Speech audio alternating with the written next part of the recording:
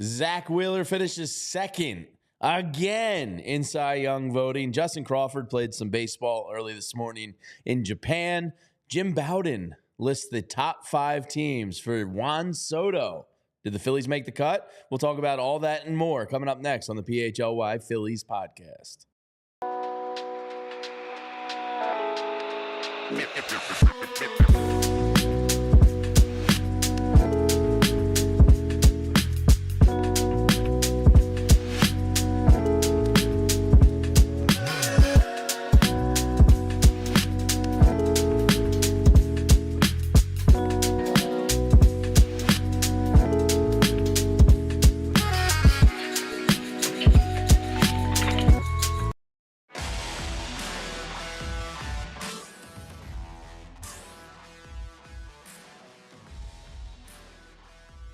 Happy Thursday to all, and yes, that was rain that hit the Delaware Valley last night as Renee once again failed to charge her computer last night. I'm Jamie Lynch, and with Renee Washington, Tyler Zulli. Happy Thursday to all out there. This is the PHLY Phillies podcast. Renee walked in this morning, a little behind the curtain, going, I charged my computer last night. I did the right thing. And then she opened it up, and she was like, oh, it's at 12%. So what happened was, it's very simple. You know, sometimes your computer won't shut down if one of the programs that are open doesn't close properly. Your computer's on its last legs. Are you realizing that? No, my computer was charged. I shut it down last night at like 70-something%. And then I thought it was off, but it wasn't off. Come to find out, it stayed on, died. Did you close it? I closed it. I don't know how it did this. Your computer's so when on its I last opened leg. it today, you're where I was like 8 months ago. When I opened it today, one of the programs was still open. It was like failed to shut down because program couldn't quit, and I was on 1 measly %. So it's not me. It's you, computer.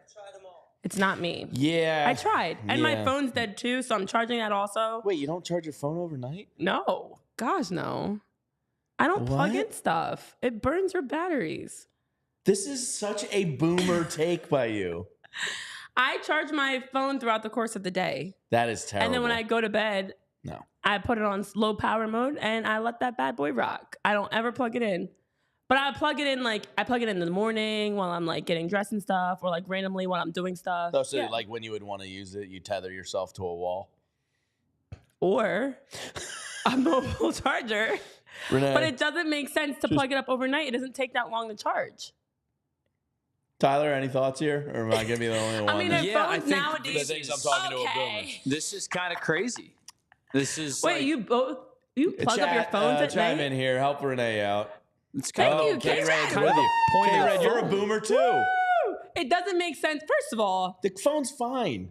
I have a whole setup. Phone's on Do Not Disturb. Oh, man. It's online in case of emergency. So if anybody ever needs me for an emergency, call me twice. Or hit that notify anyway button. And it's not plugged in because I'm not using it. I close all my apps. I close everything out. I'm calling you to notify you tonight to charge your phone. No. I'm going to give you a call. Hey, Renee, charge your phone. Tyler, does your computer or cell phone have any battery charging problems this morning? No. No, weird. Mine doesn't either. No. I'm fully juiced. I mean, I'm on 39% now, so I'm good. I'll make it to the What's show. your phone at? Well, it's on low power mode, so it'll also be good. 47%. And this bad boy charges fast. Under 50% gives me severe anxiety. And I used to be that. It's funny because I was that way. And I was the person that if it's different. If I'm going out, like socially, my phone needs to be on like 98% or higher. But if I'm going to work, it can be low. I'll just plug it in somewhere. I've plugged it in all types of places. Frank in the chat wants to know what's up with Boom. I'm sorry, Frank. This is now a correct your coworkers about how they charge their devices. Thank you, Frank, for changing the topic back to baseball. Thanks for coming here for baseball, but we're talking batteries today. I'm sorry. But there is a method on up, iPhones that allows you, when you do plug it up, it won't charge it. Like, it'll stop charging, quote unquote, once it reaches 100%. I just don't think it needs to be charged in all the time. K-Red needs to charge this right now, too. Yeah, go charge your phone. Now you go tether yourself to a wall during the waking hours. It's discipline, it's boundaries, and it's like, I put my phone on the dresser, and it's not plugged in. On the dresser? It's not even on your nightstand? I mean, that's what I meant. Okay. Same difference. Well, in an emergency, you might not hear the It's in dresser. arm's reach. It's in arm's reach. Bureau? It's on the bureau. Bureau? It's on the drawer. The what? The drawer. The drawer? What's the drawer? Where you put clothes. That's the bureau. The bureau. You put clothes in the drawer. Huh? You call the bureau drawer? No, it's the drawer of the dresser. Okay. Welcome into the weirdest start to a show we've ever had, all because Renee is incapable of charging her. No, the drawer is not where I put my phone. The drawer is where the clothes go. The drawer is in the dresser. I don't call it a bureau. Bureau. What is it's bureau, but it's like the most Philadelphia accent ever to just say bureau. The drawer of dressers, the dresser of drawers holds my phone. On top. On top. You're not like putting it in a drawer. I don't even know why drawers came up at all here. All right.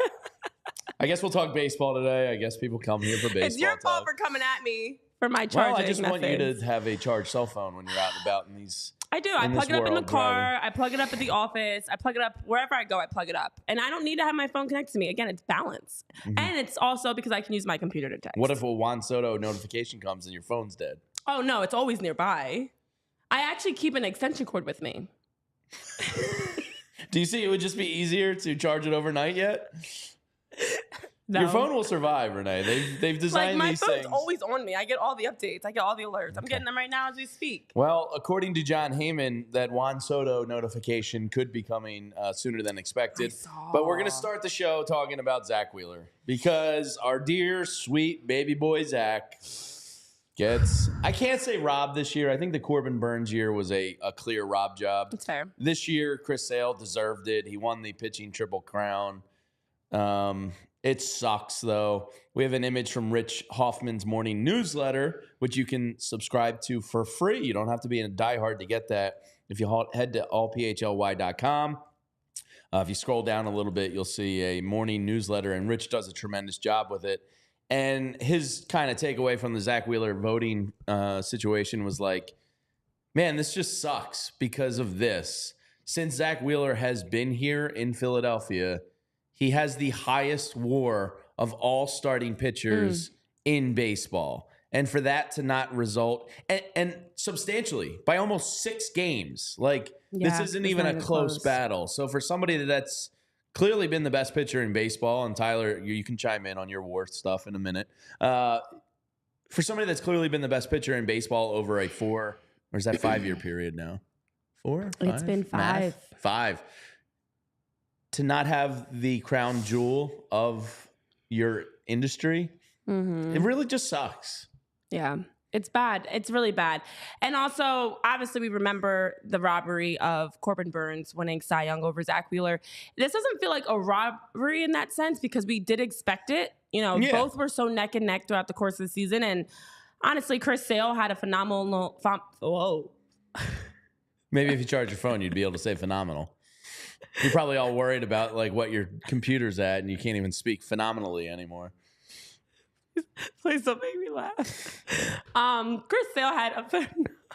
Yeah, I know Spiral Out. Of course. Didn't we joke about this? Like I was screaming. I was like, Chris Sale, the Braves are going to turn him into a Cy Young winner. He's going to refine himself. I wrote this down. Freaking Boston. How dare you continue to just give away players? Chris Sale could not stay healthy. Chris Sale was great. He was also someone that was getting a vote in the last 5 years. Finally won one.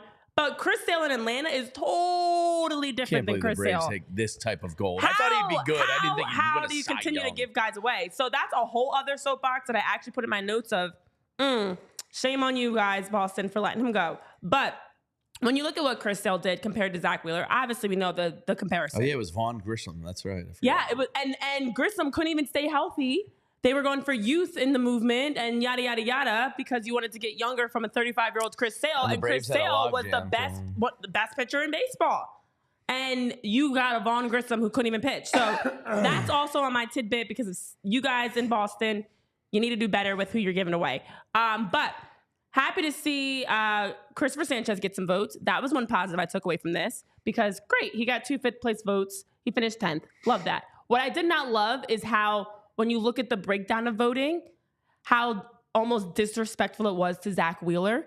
Zack Wheeler was one of the best pitchers in baseball this season. There just happened to be a guy better in Chris Sale in some areas. But Zack Wheeler, to have all the numbers that he did, he faced more batters than Chris Sale, 85 more batters than him. He threw 22 and a third more innings than Sale.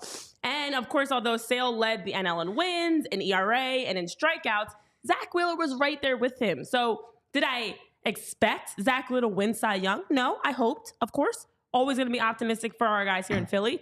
But on the other side of it, when you look at the voting, it was not close at all. At all. And I just felt like there should have been a little bit more respect on Zack Wheeler's name. I wouldn't mind if he lost in a closer race, but it should not be a landslide. And he definitely should not be getting anything lesser than a second place vote. Yeah, we'll get to the full diaper AP writer that just kind of disgraces this whole process. But Tyler, your thoughts? I know you're a big fan of Chris Sale, baseball justice. You know, he's got his. I don't say that sarcastically. Chris Sale has been, one of the great all-time pitchers, Ks per nine and otherwise. And much like Zack Wheeler, you can make the case deserved a Cy Young at some point in his career. And it's not Corbin Burns level of burn, but your thoughts. Well, I think that right there is a fair sentiment to start. I think if you're looking to be agitated about Zack Wheeler not winning a Cy Young in a particular season, you go back to the year that Corbin Burns won instead of Zack Wheeler. I think the numbers pointed to potentially Wheeler being the Cy Young that season. This year, and Renee, I'm curious your thoughts on this because you brought up, why is it a landslide? So he got 26 of the 31st place votes. Sale did. And you just said that, there's no indication that he shouldn't have been the Cy Young. So if 26 out of 30 people believed the same lines that you did where he was a deserving Cy Young candidate, I don't think there's no fight to be had that Zack Wheeler, this should have been a closer conversation. It's really more along the lines of the 26 of the 30 people that voted for the first place votes believed that Chris Sale was a Cy Young, was the Cy Young favorite, Triple Crown winner, 18 games. I know we talk about wins not being the most important stat, but he won the ERA crown, he won the strikeout crown. He was sensational this year. Zack Wheeler had a very, very good year. It's not to disparage Zack Wheeler. It's to prop up Chris Sale, who led the league in strikeouts, or at least the National League in strikeouts, led the National League in FIP, led the National League in strikeouts per nine. And then, of course, the wins in ERA to go along with it. So I don't think this is not like a slight to say he won 26 of the 31st place votes to Zack Wheeler. I think it's more along the lines of 26 of 30 people believe that Chris Sale was deserving to be the Cy Young. If I had a vote, I would have voted for Chris Sale too. So if you polled 30, baseball fans across the country and 26 said Chris Sale is the NL Cy Young, then I don't think it's a one or the other. It's not like it can be a closer race. You either pick one or the other guy. Yeah, of course. I mean, as you mentioned, 26 of 30 first place votes in favor of Chris Sale. The remaining 4 all went to Zack Wheeler. He did get 25 second place votes. I do feel like the numbers. Listen, it was very evident Chris Sale was a Cy Young and deserving of it, or is a Cy Young winner. And it also you could have made a case, and we've talked about it on the show, for Zack Wheeler, especially when you look at the last couple of weeks of the season. At that point, Chris Sale already had it in the bag, did not pitch, still had it in the bag, didn't matter. Even with pitching less innings, even with pitching less games, statistically was the better pitcher. I do think that it would have been nice to see a couple more first place votes, Tyler. That's all. Well, maybe instead of 26, it's like 20. But I do also think the more important one is the fact he got a 4th place vote is actually where my real frustration is. There's 2 frustrating factors for me. It's the 4th place vote, and it's the fact that Spiralot brings up a good point, and I forgot that we said this. When we heard the news, Chris Sale was going to the Braves and Vaughn Grissom was going to the Red Sox, I remember us jokingly saying, and we got to pull the tape at some point. I wasn't really joking. Alex Anthopoulos is a war criminal. We literally were saying, Guy's watch really Chris Sale go to the Braves and have a Cy Young type of a season, and he actually did. And so to see those two now that it's happened and we called it and we watched it unfold and there was nothing we could do about it because Chris Sale was just phenomenal this entire season, it's just insane that the Braves were able to take a chance on him, get a steal, and he actually was a clear favorite and deserving of winning Cy Young. So, no, I agree with you, Tyler. I didn't want it to be like a 50-50 thing, but Obviously, selfishly, I would love for a few more first place votes to have gone in his favor. Well, but Zack Wheeler definitely did not need a fourth place vote. I think your argument of him being whoever the idiot is that decided that he was the fourth best pitcher in baseball should probably get his vote rescinded, because the argument is just stupid. Do you have that Ruben Amaro tweet handy? Because I do agree with Rube on it's the same thing you guys are talking about here. If you can flash it for the people to see it, I'll read it for our podcast listeners. Rube says, "Don't get me wrong. I love Chris Sale. I'm really happy for him. He is as deserved as Wheels was to win the award. I just feel like the vote should have at least been closer. Wheels was screwed a few years back without question, and this vote was not indicative of his greatness." That's kind of how I feel. Yeah, I'm with you, I Rube. think so too. Yeah, like it's obvious that Chris Sale should have won, but I do think that it wasn't like was he the best pitcher in the NL? And when you look across the league, absolutely. But Chris Sale and Zack Wheeler were so neck and neck that I would have thought that there would be a couple others that maybe felt as though Zack Wheeler had a better season. I just don't think it should have been 26-4 in terms of first place votes. Yeah, I kind of agree. All right, let's take a brief moment here, and we'll continue this conversation. And we have to rip a writer from the AP who gave the most caveman boomer Cy Young vote in the history of mankind. We'll talk about that next.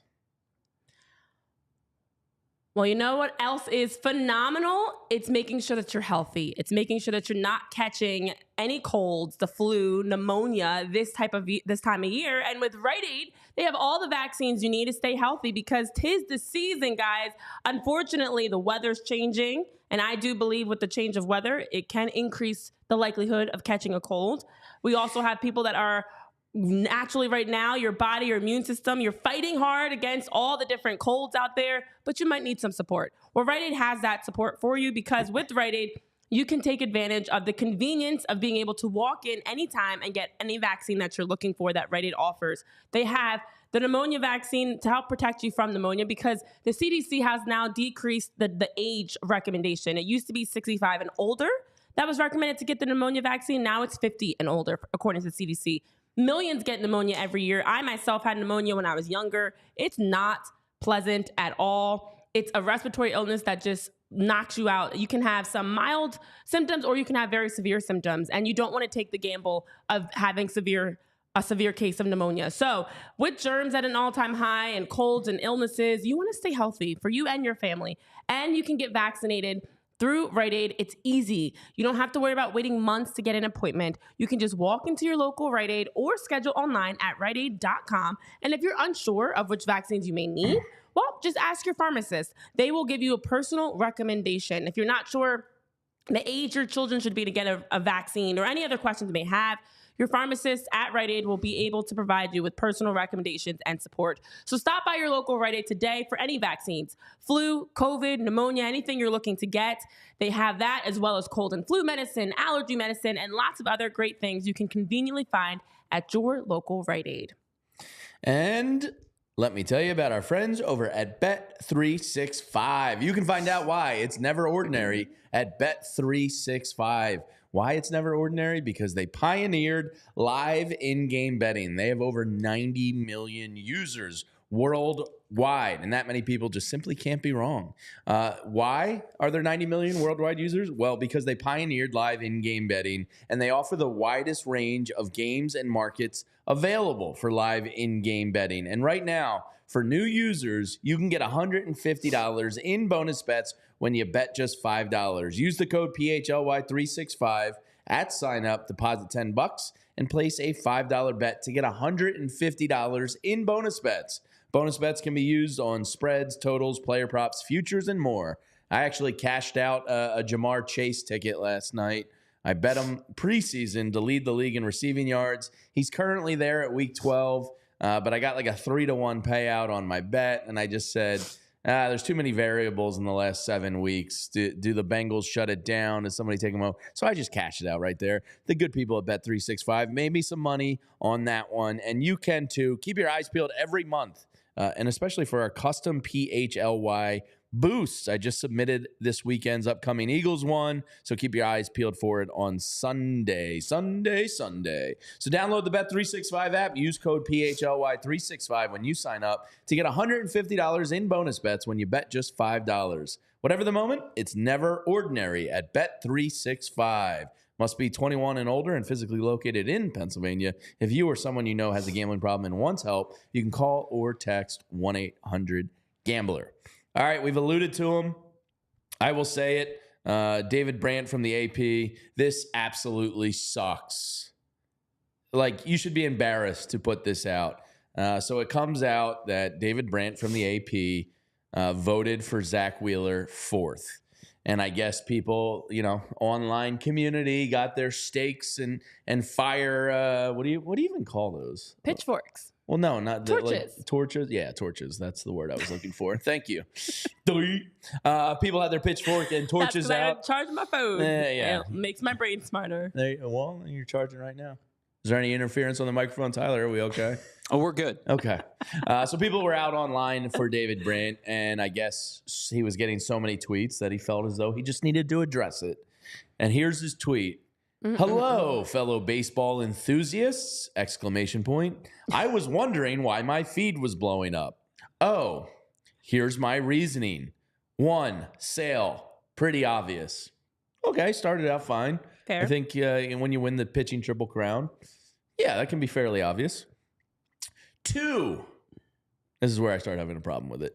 Skeens. I thought what he did as a rookie was truly generational. That may be true. 2 things can be correct, but one could also be incorrect. He also didn't pitch a full season of baseball. Like, that matters. Yeah. 3, this is where it just goes off the rails. Green. A 183 OBA and highest WAR in the NL. 4, Wheeler, great season all around. Great season all around. So just tell us you didn't put much thought into this. You just went to WAR and Hunter Green's 183 OBA and went, yeah, he was better than Zack Wheeler.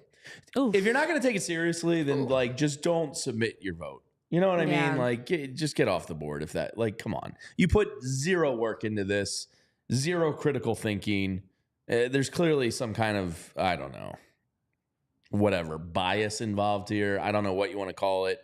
Just a lack of respect for the vote. That's offensive. I have several issues with this. One, your vote is going to get put out there. It's not a secret. Everybody that votes in every league, your votes get shared. And also, this is a serious award.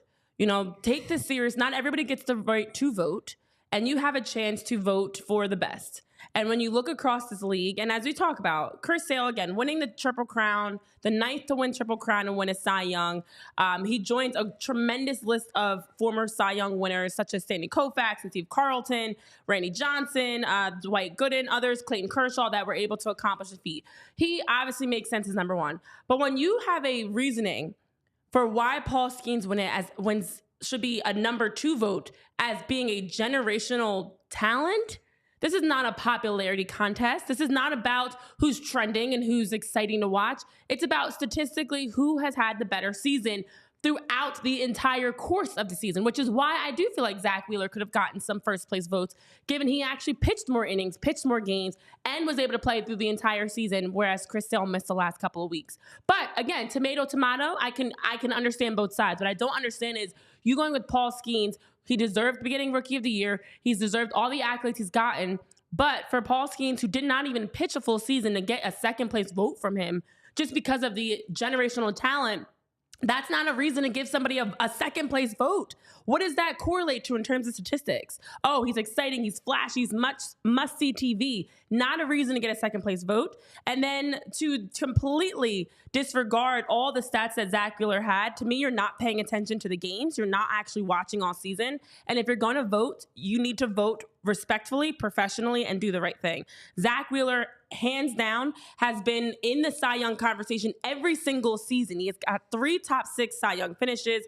He's been close to winning. Obviously, we've talked about the loss to Corbin Burns, and to just disregard all the excellence and prolific pitching we saw from him this season as he had a great year.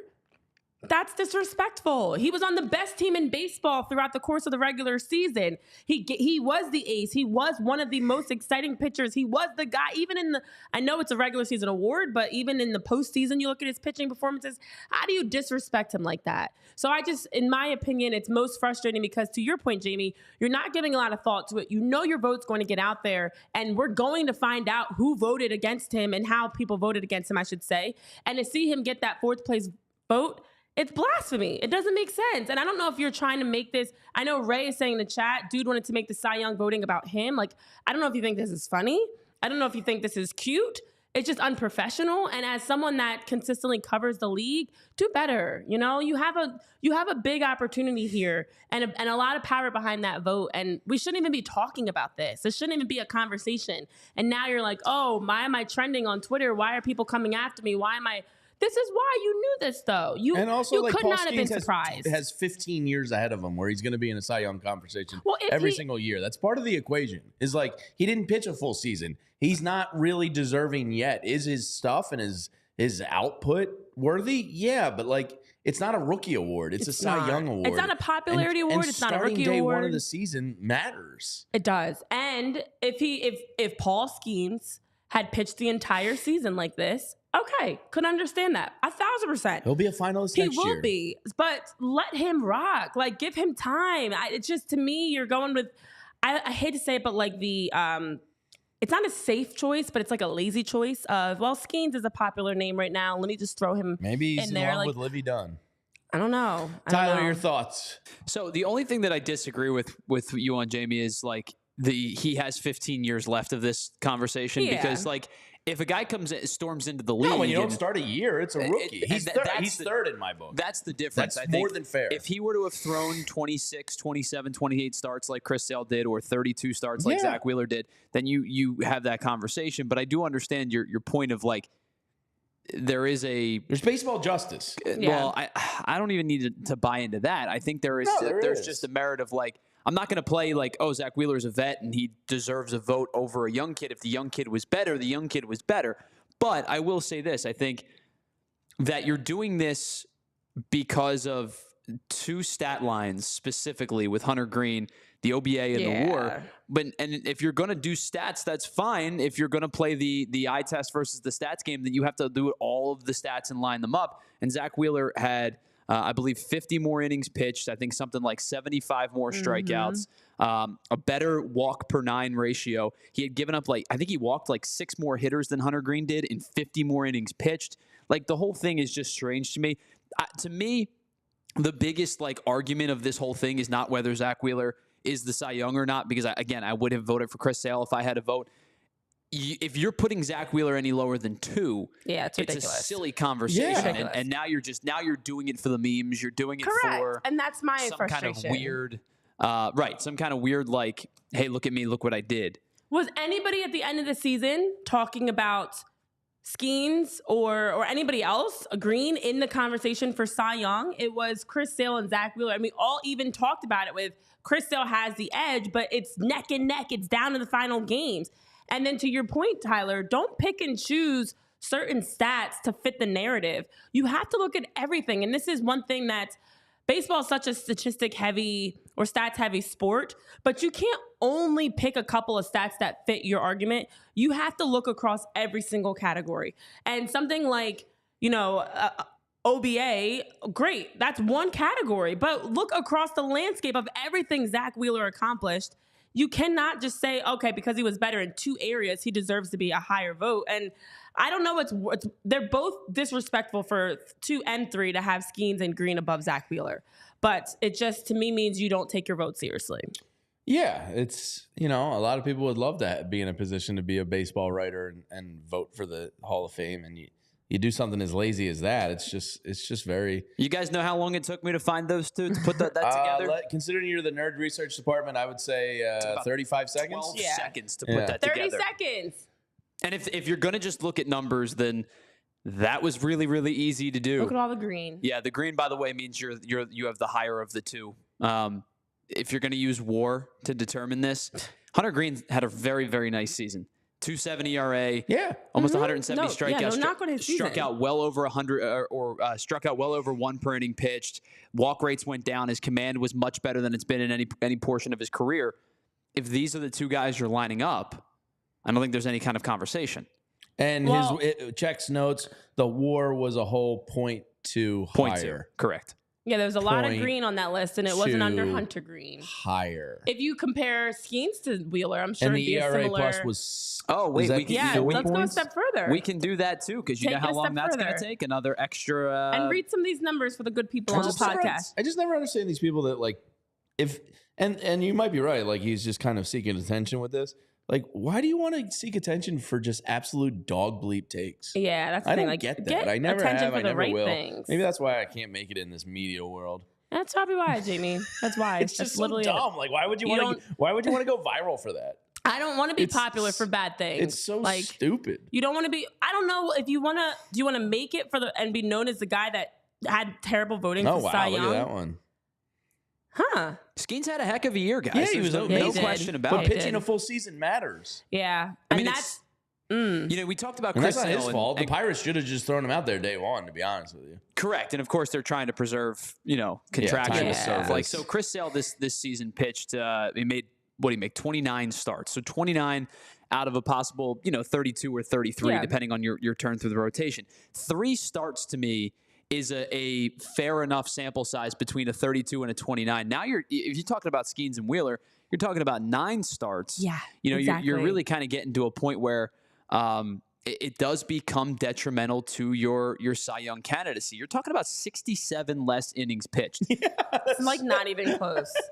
That's so many games. And Zach finished with how many total games? You said 32? 32 starts, correct. Skeens had a total of 9, not even half. 23 starts. He had 9 less. 9 less. Okay. Yeah, I was going to say. So, I mean, let's pull pitchers' best 23 games and look at who's a Cy Young, if that's what we're going to go based off of. Like, yeah, 9 less games is a tremendous difference. Let's get them on. Well, you could pull a 9-game sample size if you want to take 9 games from Blake Snell this year. Yeah.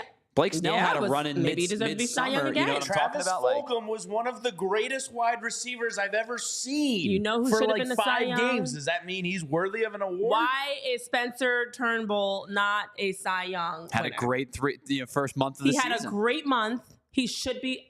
If we're giving out like ridiculous. Dom Brown, If we're going for based like off 2 of- months was just like Should be maybe the greatest hitter in the history of the world. it might have been the awards out. greatest Philly I've ever seen. Step away, Barry Bonds. Yeah. Here Dom comes Brown Dom was Brown. short. So let's was give him shorted. an award. Spencer Turnbull was shorted.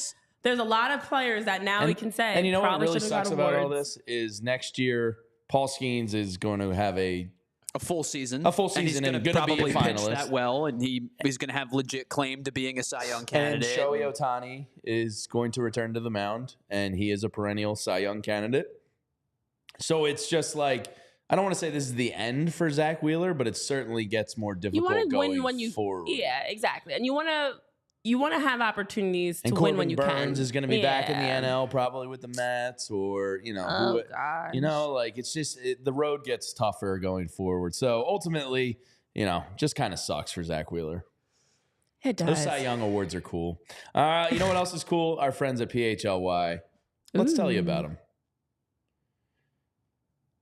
You know the jingle, you've heard it for decades, Empire Today. That's because they've stood the test of time. Head to empiretoday.com/PHLY and you can get $350 off new floors. With Empire Today, who wants to go to a big box store where you can't even find somebody to help you, let alone, to give you the rundown on everything? Well, Empire Today prides themselves on that shop at home convenience. They'll come right to your front door and show you that they're the best place to get flooring. Tell them what you want. Tell them what you're looking for. They're not going to beat you over the head with 250 different products. They're going to offer you up what you want and stuff they would put in their own house. They're going to simplify the process for you. And with their virtual floor designer, you can see what those floors are going to look like right under your roof with your paint color, your furniture, all that. So you get a really good idea of what it's going to look like. And Empire Today services their own warranties. So if an issue does arise, it's not going to because they're the best. You just call Empire. They service all their warranties themselves. You're not going to have to track down some manufacturer's phone number and go through that rigmarole. Empire Today's got your back. So schedule a free in-home estimate today. All listeners can receive a $350 off discount when they use the promo code PHLY. Restrictions apply. See empiretoday.com/PHLY for details. Well, I just got some news that just came slashing through my phone of some moves that are from Ken Rosenthal for the Cubs. Good thing that my phone is charged so I could see the news that the Cubs want to trade Cody Bellinger. But if you're looking to maybe make some moves on your end for someone special in your life, you know where you can go to do just that. How about you head on over to our friends at Golden Nugget Jewelers? So it's always ring season with Golden Nugget Jewelers. It's also necklace season, bracelet season, jewelry season, because you can head on to downtown Philly, Chestnut and 8th, to Golden Nugget Jewelers, where you can find the family-owned and operated business that's been since 1987 providing people with great gifts, whether it's engagement rings, any wedding bands, any sort of anniversary gifts, or just because you want to tell someone how much you love them. And if you are looking to say, let's get engaged, you too can take advantage of Golden Nugget Jewelers' wide assortment of rings and wedding bands that fit anyone's style. You can receive a final cleaning, get a written appraisal with every engagement ring, and aside from just their wedding jewelry, you can also find the watches, the diamond necklaces, the diamond bracelets, the earrings, and much, much more at Golden Nugget Jewelers. Because when it's time to tell someone you love them, or you just want to tell that special person in your life how much they mean to you, make sure you go to Golden Nugget Jewelers to do just that. Because you deserve an expert and the best price. And with Golden Nugget Jewelers, it's where Philly gets engaged. Head over to goldennuggetjewelers.com to learn more today on finding out the best ways to shop for those watches, necklaces, rings, bracelets, anything else that you're looking, earrings, and much more you're looking to buy at Golden Nugget Jewelers. All right, let's divert here since Renee just got a notification. Good thing my phone is charged. Why don't you read the notification from Mr. Ken Rosenthal, Mr. Bowties? And what does he have to say? Ken Rosenthal, who I found out is a very kind man because I'm friends with his son-in-law. Oh, really? I am, indeed. He's a Penn graduate. He loves Philly. Mm-hmm. Ken Rosenthal's one of the best. All it literally says is, according to Ken Rosenthal, this is just what the tweet says, that the Cubs want to trade Cody Bellinger per Ken Rosenthal. Literally, that's it. Period. The end. So now we get to deep dive and get irrational because Cody Bellinger now has, because he opted in. Yes, he did. He has 2 years, $52.5 million remaining. Tyler, if you want to screenshot his MLB Savant numbers from last year, there's a lot of blue in there. We'll take a look at that. Cody Bellinger, is he better than Johan Rojas? Yeah, absolutely. I mean, come on. Yeah, absolutely. Is he a better fielder? No, but he's, slightly above average. He's fine. He does square up the ball. He does strike out a lot. Mm-hmm. His numbers dipped dramatically in a lot of areas. Could I see a situation where they go after Cody Bellinger? Probably not, is my gut. Mm. I just don't think a guy that K's a lot, and there it is. I mean, he's overpaid at this point. He's a nice player. His batting run value is good, 72. His base running value is good. His fielding value is fine. He's fine. He's an upgrade. Does it make sense for the Phillies? Mm-hmm. I think not. Do you guys agree, disagree? So it's interesting because earlier this month, Cody Bellinger was expressing that he wants to possibly stay. Well, according to sources at MLB.com, he informed the Cubs he planned on staying and exercising his player option for 2025 to stay with them for at least one more season. He was the main option for them in center field. Of course, that did change. Pete Crow Armstrong, who had a tremendous center field season in general, changed that. Bellinger was able to play right field. He's someone that has been able to play in multiple roles. I do think it's interesting because he's good. It's just that value. Is it? Do you want to pay 20? What is it? 23 per? Yeah. 27.5 this year, 25 next year. Ugh. Yeah. So financially, it's a little steep price. I mean, in terms of his statistics and then you have to take stuff, into the account the tax threshold that you have to pay 50%. Like that's going to cost you another, right, Tyler? Isn't that going to? Yeah. Is my math correct there? That would cost you like 11 or 12 million on top of that. Yeah, I think so. Oh, no way. Yeah. So if he was to pick up his player option with the Cubs for next season, it would guarantee him a $27.5 million salary for 2025. As you mentioned, I thought he did pick up his option. Yeah, I mean so he did. He wants to stay. I'm sorry. He wants to stay. It seems like now the Cubs are looking to move on from him. Yeah, I understand why. So, yeah, that's kind of a big deal. His numbers are good. I was going to say, statistically, when you look at his season last year, for example, too much money. A 2.66 average, a 3.25 OBP, a .751 OPS with 78 RBIs, 18 home runs. And for 29-year-old Cody Bellinger, who's not going to turn 30 until the summer of next season, it's weird because I think he would be a good fit in terms of playing. I just think financially is the concern. Would he be willing to, or is it possible to get him on less? I don't know. It's funny this comes up because Jim Salisbury was here the other day, and I went and met him in the parking lot and rode the elevator up with him, and we ran into a guy in the elevator who was a diehard and a watcher of us. And he goes, Jim, as the elevator door was like closing, he was like starting up the small talk conversation. He's like, Jim, I want Cody Bellinger. And he literally said, it was like, what was that, Tuesday, Monday? So pretty funny that arises now. Tyler, your gut reaction to hearing Cody Bellinger could be shopped. Yeah, it's not a surprise. I think the Cubs would very much like to get out of that I'd very contract much like if say a Suzuki they over could. Cody Well, Bellinger. I think most people would, and they don't want to give him please. up. So here's the weird thing with Cody Bellinger. Actually, the last 2 years, his hard hit percentage has gotten it's decreased significantly. But last year, he was spraying the ball more and finding pockets in space. He had more singles last year than I believe just about every season, with the exception of his MVP year in his career. Obviously, that did kind of sap the power numbers a little bit. He ended up with 26. And by last year, excuse me, I mean 2023. BABIP was at 320 in 2023, which means he was getting a little bit more lucky than the average player was. And I think that was primarily because he was. It's weird because like when you look at the square up numbers versus like the hard hit numbers, like he was contacting on the sweet spot a ton, and he was squaring up the baseball, but he was in the 10th percentile in 2023. Last year, he was in the 15th percentile, despite the fact being almost in the 90th and squared up, which means he's making good contact. He's just not hitting the ball nearly as hard as he used to. Maybe that was a driving force to him hitting over 300 in 2023. Last year, that average came back down to 266, and the OBP, of course, kind of fell with it. He has eliminated strikeouts from his game, which is crazy because he's a guy who at one point in his career was striking out like once a game, if not more. 151 in 162 games in 2018. His MVP year, he stopped striking out, and it's why his OBP was so high. But even, in the next couple of seasons, it was 94 over 95 games, 150 over 144. The last 2 years, he's only struck out 176 times in 260 games. He's a weird dynamic player where the power has seemed to decrease a little bit, but the average has risen back to a suitable level. Now, I think 2023 was an outlier. It's probably closer to the 270 or 266 that he hit last year.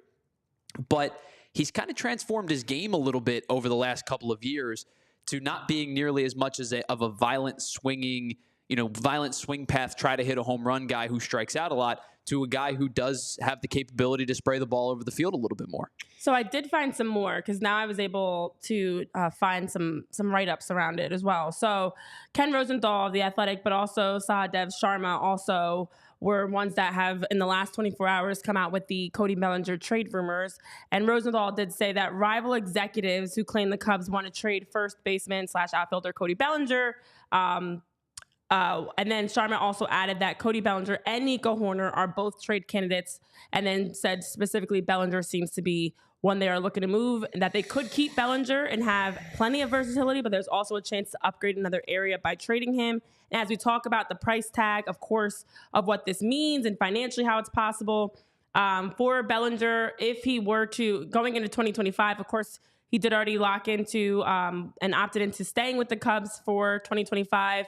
But after 25, of course, there's also the $5 million buyout. There's, the chance of either that or staying with them for 2026 for $25 million. And overall, for the Cubs, though, what's been brought up is not only is this a difficult move for a team like the Phillies, but it's difficult for the Cubs as well, because in order to trade Bellinger financially, they're going to have to deal with, on their side, the contract and a lot of financial issues as well because of the inflated contract. So the Cubs would need to take back an inflated contract or accept marginal prospects in a deal, as Rosenthal was saying. And so logically, it doesn't actually make sense for them to move Bellinger because he's overpaid as is, and what you're going to get in return doesn't make sense for the Cubs or the team he were to go to. But his name has been brought up. I feel like this is their Nick Castellanos. I know. Like a good it does player, feel like that. That's I don't even know how much Castellanos is overpaid. It's probably pretty fair. But Cody Bellinger, if he was down around 19, 20 million per year, like in the Castellanos range, I'd be like, okay, that's relatively fair. When you get up to 27 and a half, and then you factor in the tax threshold numbers on top of it, that just becomes way too much tuna. Way too much tuna. I like tuna. I do too. Have you ever watched the Kroll Show? No. You just got pranked. I just had tuna yesterday. It's just entirely too much tuna. Tyler, you have no idea what I'm talking about. See, I thought Nick Kroll was great in the league. I think Nick Kroll and everything else is abundantly annoying. Him and John Mulaney, Gil Faison, and George St. Geoghegan. That's good stuff right there. That's just too much money.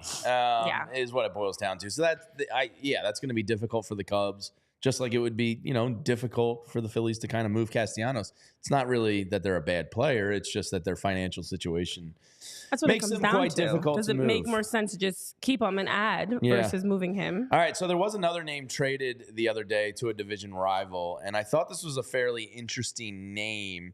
Jose Siri went from the Rays to the New York Mets, and he's kind of a fascinating case study in that he's almost Rojas that barrels the ball up at an elite percentage. The rest of the numbers kind of stink.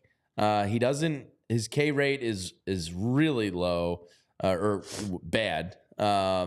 His whiff rate, really whatever direction it's supposed to go in, it's going in the wrong direction. Yeah. But he barrels the ball up at a 94th percentile rate. He's the same type of player that he's probably slightly worse than Rojas in the field, but like athleticism, range, his arm value isn't as strong as Rojas. His sprint speed is right up there with Rojas, but he does barrel the ball. When you do the side-by-side player comp of pluses and minuses, I kind of had a little interest. I'm not going to lie. The Mets gave a reliever for him. He's very cheap, cost-controlled.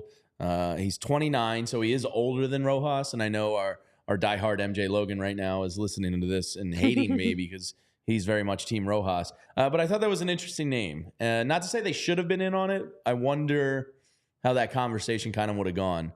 I thought it was a pretty good move for the Mets, to be honest. So I actually was... and I'm surprised Siri didn't go off when we said his name. I know. Shocking. She's Jose slacking. Siri? It does sound like Hey Siri. Although I don't have mine on. So why would you? Yeah. Yeah, like it's a very naturally. boomer thing of you. Your phone doesn't. I don't even know if your phone's actually on. Hey Siri. Oh, it did work. Hi Siri. Oh, on my computer too. I just Jose didn't. Siri. Hi, I must not have said it correctly. Jose Siri. Okay, so I actually, when the news broke, was kind of agreeing with you, Jamie. It was a name I wasn't even thinking about, but then once I saw the move happen, I didn't think about him either. Phillies, that would have been a nice upgrade because, as you He's mentioned, John Mayberry Jr. As you mentioned, you didn't have to.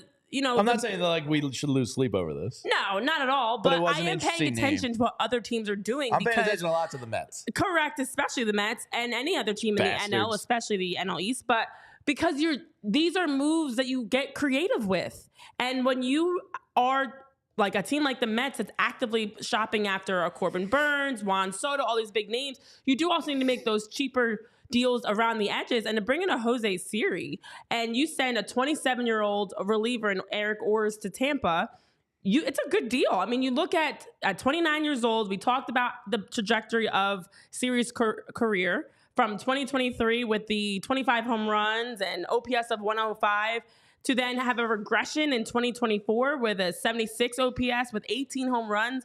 He's just a solid piece for them. He's a right-handed hitter that they can add into their center field if needed as a backup piece, as he is someone that just gives you some added insurance in your outfield. These are those small moves, I feel like, that doesn't cost you anything. And when you look at the risk versus reward, there's a lot of upside to what you can get from Jose Siri versus, the reliever that they sent. So yeah, sure. He's got I a higher think ceiling. it's like a harmless move in that sense. It's You're not a move losing where much. if like they moved on from Rojas and brought him in, does it really increase your like win total? Probably not. But but it could give you a little bit more. He It just has gives a you a little bit higher more upside. offensive. That's what it comes into. Exactly. Tyler, So- any thoughts on Jose Siri going to the Mets? Yeah, I mean, you've got a guy with pop, right? 43 home runs over the last two That's the thing. He's got seasons. way more but pop than Rojas. You Yeah. also have a guy who struck out 300 times in the last 2 years. Yeah. 170 times last season. All He gas, hit no brakes, baby. 187, an an on-base percentage lower than Johan Rojas's 279. A slugging percentage that's just 40 points higher than Johan Rojas's 320. A OPS that's just 19 points higher than Johan Rojas's 601. Yeah. Offensively, there is clear-cut limitations to Johan Yes. Rojas. There is no questioning that And there is to whatsoever. Siri as well. But you're talking about a guy in Jose Siri who is literally in the last percentile in both whiff and strikeout rate. This guy strikes Exactly out what the Phillies need. entirely too much for a guy who's going to hit 187. If you're going to hit 187 and be in the 1 percentile, you know who you have to be? Adam Dunn.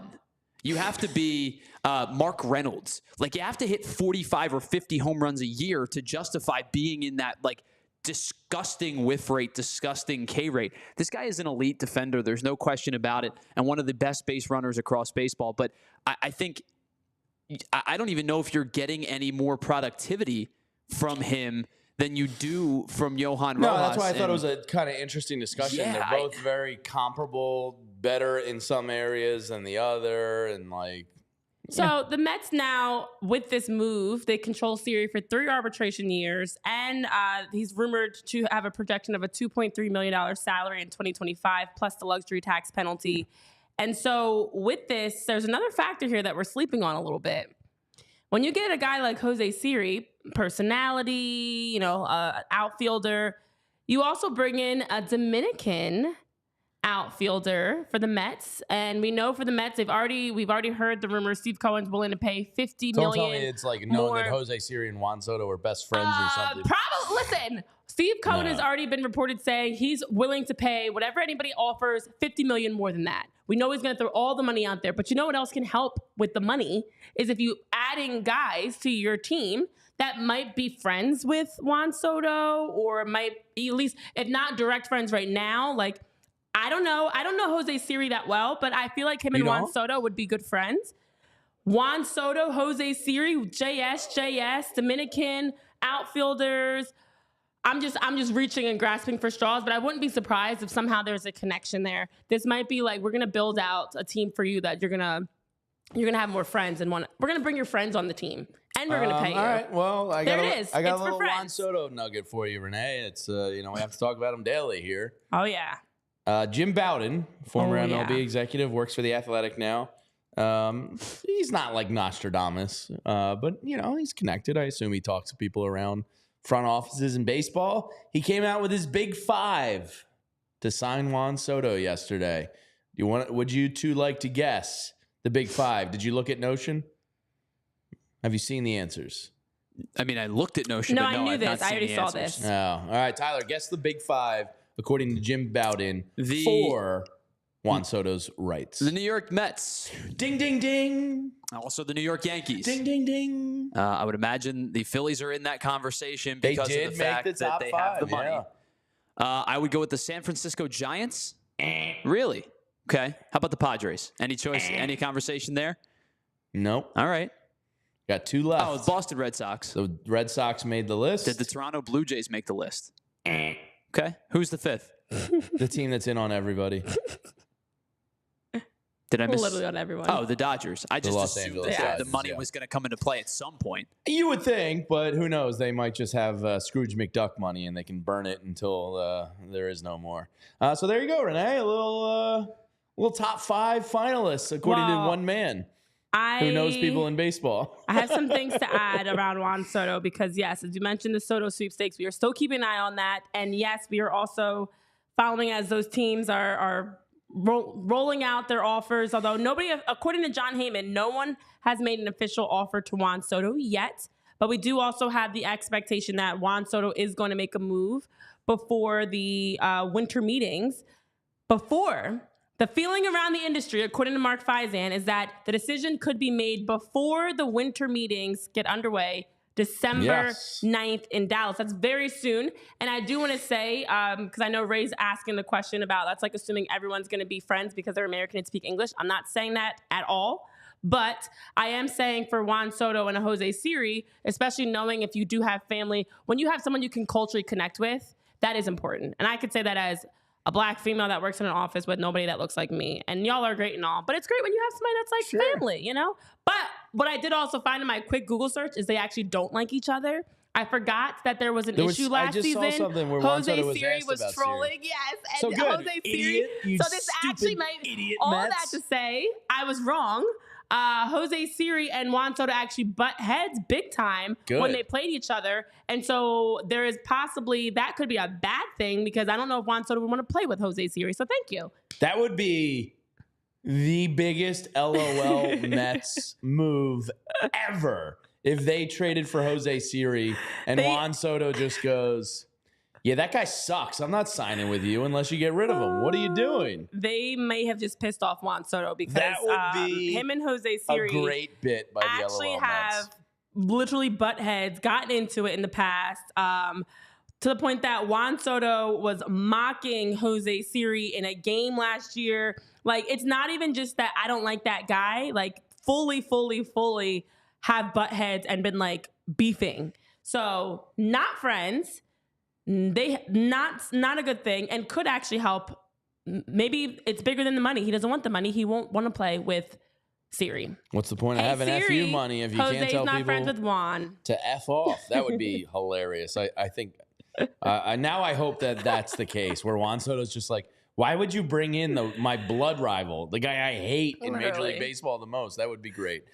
Please do that. All right, we're going to get to random Philly of the day in 1 second, but I saw something yesterday that really crawled up my geeky, as Anthony Gargano would say. Y'all in these words. This new era of branding with simplicity and just like basic Microsoft Word ass font is because like the Orioles are not the first team to do this. No. And a lot of like corporations are going to this like very basic font, stupid stuff. Get on your soapbox, Jamie. Yeah, Tyler's gonna show you the graphic. I think the classic Orioles diagonal cursive with the S underline of the team is like classic baseball. Like one of the best. I think the black, orange, and white hat, like everything about the Orioles branding, the stadium is perfect. And they go ahead and pull this out for their new font for their team, and I think it's a disgrace. Here it is. Jamie, I was hoping you'd see our message in our conversation at some point. This is not real. It's not real? This is a troll. I didn't want to like blow your spot up while you were on your soapbox. It's not real? No, this is a jab at Jaguar. For okay, because I saw the Jaguars did it and somebody else was getting it's not the Jaguars. It's Jaguar. The car. Yeah. Oh, that's what it was. Jaguar the car, yeah. Well, then let's change. Take it and throw that good, Jaguar. Because I think that's the most. I wasn't trying to blow your spot up. It was a verified user. I didn't like deep dive it. I just saw it. Tell you other than that. All right, well then good. I'm glad the Orioles aren't changing. But that same heat needs to be thrown at Jaguar because what are you doing? That's so dumb. And with a lowercase g and the rest. We're one of the letters. But they have the iconic with the Jaguar and the font being. So your point is still valid. You're just throwing the shade at the wrong place. Yeah. It's Jaguar that deserves all this heat because what are you doing? Like, do you want that on your car? No. It's stupid. No. All right, good. I'm glad. All right, so soapbox retracted there. because I thought the Orioles changed like the classic font. They might be changing left field, but they're not changing their font. Don't go ahead and do that. All right, we're going to get into random Philly of the day. Barbara said that's up there with the mustache. Oh my God, I wasn't right, Barbara, yesterday for like 45 minutes after the show. I had to go eat lunch to like Literally. get the rat hair off of my uvula. It was What terrible. was best was you talk. For anybody that missed it yesterday, Jamie died. We had fake mustaches on. I still have them here if you'd like to try again. No, I'm good on those mustaches. Never again. Next time I buy fake mustaches on Amazon, I'm going to splurge for the good ones. That was terrible. What was best was you saying, "Oh, I think I look good with a mustache on." I did. And then I inhaled like a piece of chinchilla hair and I almost died. I was so distracted during Guess That Philly yesterday, I couldn't even think. All I could think about was the rat hair on my throat. To everybody that watched us on Samsung, Xfinity, Roku, Zomo, all that stuff on the TV, we appreciate you. We thank you. If you want to continue on with random Philly trivia of the day, you can follow us on allphly.com. Watch the show there, or you can find us on YouTube and watch the show there. All right, let's get into today's torture chamber with Tyler Zulli. Tyler, I have to ask, did your father get today's? He did. How quickly? It was after the second one. After the second guess. Okay. All right. So if you're unaware how the game works, Tyler has a series of 4 hints for a random-ass Philly from the year 2000 to current day. Usually the first hint is a draft. Are you putting one on? And it doesn't change today, Jamie. You are bold for putting one of those on. Oh, goodness. Here we go. I've got nothing to contribute for Guess That Philly. So. All right, Tyler, let's hit us with today's random Philly of the day. All right, we got a fielder. Yay, not a pitcher. Excuse me, Renee asked for not a pitcher today. Well, we did 3 pitchers in a row. We got to show some love to other positions. All right, drafted. He looks body type like Mike Trout. Obviously not Mike Trout. This C. Lee, by the way, is Cliff Lee, because there is going to be another hint. I'll give you a little bit of a hint that involves another C. Lee that is not Cliff Lee. Okay, the first hint is drafted same round as Cliff Lee and Yadier Molina. Same draft, same round as those 2 guys. Tyler, that does absolutely nothing for me. Really? You sure? Yeah. No, because what draft even was that? That's the point. I mean, if you know that stuff, you should be playing Jeff Passan and who's the other guy? Tyler Kepnick. Or Kepner. Their immaculate grids in are immaculate grid unbelievable stuff. Like you're the sickest of the sick. All right, next hint. So, by the way, guys, I do want to say this because unless you got it, I guess you're not going to lose points for a wrong answer. I don't even know where to begin to guess. Okay, you're saying we should just throw out a name. All right, it's a muscular-looking outfielder, is my guess, just based on looks like they're about to jump into a crow hop. Muscular outfielder. Same draft as Cliff Lee. What era, what time period was this draft? So that draft probably would have been Cliff Lee and Yadier Molina got drafted. Was that like 2002? Something along those lines. Yeah, because we go back to 2000. So, but they could have been drafted prior to that. They just have had to have played with the Phillies. Oh, my Lanta. It is not Marlon Byrd. Ty Wigginton is also not Ty Wigginton. Ty Wigginton will be used at some point in this game. Oh, boy. Keep that in mind. Schumacher with it. All right, next Fired from the hip. Ty Wigginton's a good guess. Traded in a deal for Carlos Lee and Nelson Cruz. Yes, this player was not the only player involved going the other way, but Carlos Lee and Nelson Cruz went back the other way as part of the trade. Oh, I always wanted Nelson. You probably heard me. Just nominally speaking, this seems like it was a terrible trade for the team that sent this player the other way. Your dad got it after this? Yes. Dang, you got to remember that trade. Tyler, you've known me a long time now.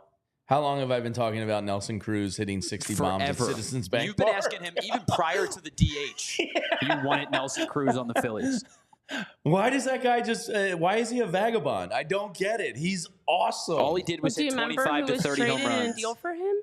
No. How do you not remember that? Did you just give yourself a forehead mustache? Do you have a unibrow? Kind of. If you had flipped it upside down, you could have made a real weird unibrow. Oh, I did it the wrong way? Well, you did it the proper way if it was a mustache, but it's on your forehead. Oh. I don't know what a unibrow is supposed like this. Yeah. Okay.